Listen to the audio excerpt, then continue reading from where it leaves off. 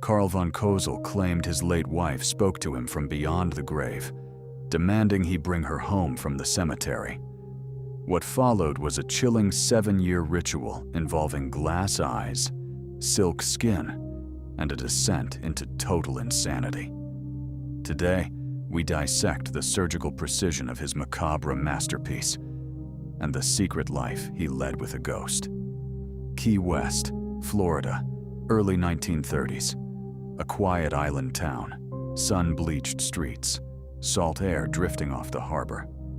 And in the middle of it, a man who called himself a doctor, Carl von Cosel. German-born, eccentric, and by his own account, a man who had been chasing a vision his entire life.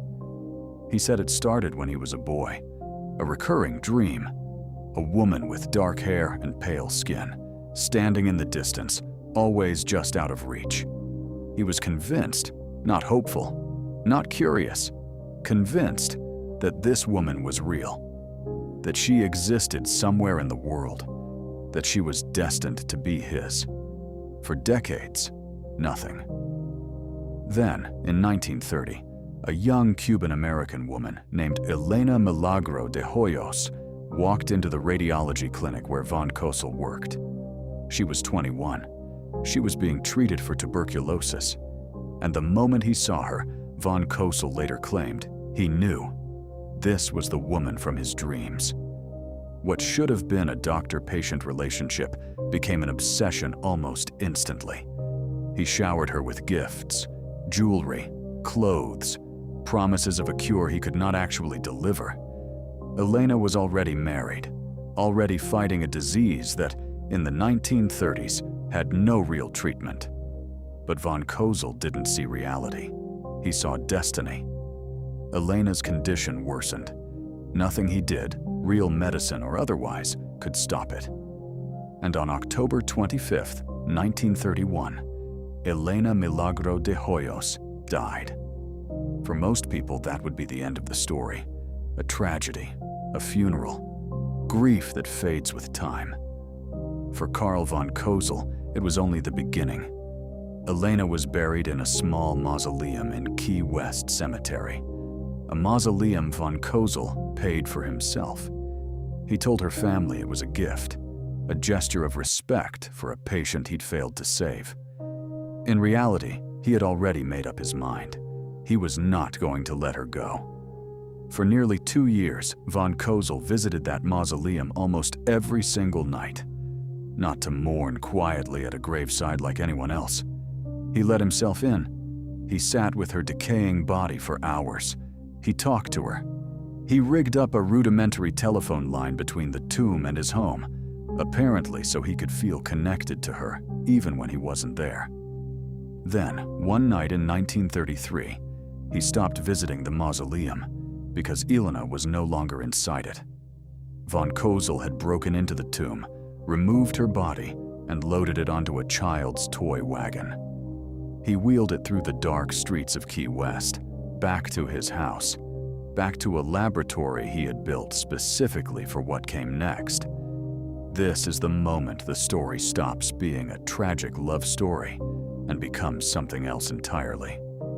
Because what von Cosel did next wasn't grief, it was engineering. What Carl von Cosel began building in that laboratory was, in his own mind, a restoration. In reality, it was one of the most disturbing acts of preservation in American criminal history. Elena's body, after nearly 2 years in a Florida crypt, was in an advanced state of decay.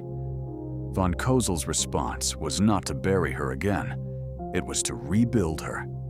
He used piano wire to reconnect her deteriorating skeleton, threading it through bone to hold her frame together as flesh continued to fail beneath it. Where her skin had decayed beyond saving, he layered plaster of Paris and wax over her form, sculpting new contours by hand, shaping a face, a body, an illusion of life over what remained.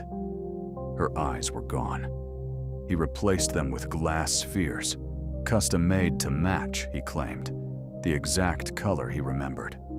Her hair had fallen away with decomposition. He used a wig. Later, investigators would find it was made in part from Elena's own hair, salvaged and preserved from before her death. To mask the smell of a decomposing body being kept in a domestic space, he doused her in gallons of perfume and used formaldehyde and other preserving chemicals to slow what nature was determined to finish. Every step was deliberate. Every repair was in his mind, a medical procedure performed with love. That contrast, the cold, methodical precision of a surgeon, applied to something this grotesque, is what makes this case so deeply unsettling. This wasn't rage. This wasn't a moment of madness. This was 7 years of patient, careful, obsessive craftsmanship. For the better part of 7 years, Carl von Cosel lived with what he had built as though she were his wife. He dressed her in gowns. He placed her in his bed beside him. He set a place for her at the dinner table. He danced with her. He sang to her, and told others that in return she spoke back to him. To von Cosel, this was not delusion. This was devotion. He had, in his own words, restored her, brought her home, given her a second chance at the life illness had stolen. He referred to their home as though it were a shared life. 2 people, together, exactly as he'd always envisioned. Outside that house, the illusion could not hold forever. Neighbors began to notice things that didn't add up. Strange smells, strange hours, a man who rarely left and never explained why. Rumors started to spread through Key West about the eccentric doctor and the life he was living behind closed doors. Nobody yet knew the truth, but everybody sensed that something was deeply wrong. In 1940, nearly a decade after Elena's death, the truth finally surfaced. Acting on rumors and complaints, authorities raided von Cosel's home and found her. The wax-coated, wired-together body of Elena Milagro de Hoyos, dressed and displayed as though she were simply asleep. The discovery made international headlines. And what happened next is almost as strange as the crime itself. Rather than universal horror, a significant portion of the public reacted with morbid sympathy. Von Cosel was cast by some in the press as a tragic, romantic figure, a man who loved too much, rather than a man who had committed a profound violation of the dead. Because the statute of limitations on grave robbery had expired, von Cosel was never seriously punished for what he'd done. Elena's body was displayed publicly before finally being reburied in an unmarked grave. This time, hopefully, at rest. Nearly a century later, the case of Carl von Cosel still unsettles people, and it still raises the same uncomfortable question. Where exactly is the line between eternal love and complete psychological collapse? Von Cosel believed until his death in 1952 that what he'd done was an act of love. History remembers it as one of the most disturbing true crime cases in American history.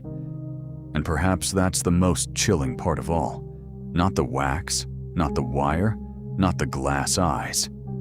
It's that a man convinced himself so completely that horror was romance,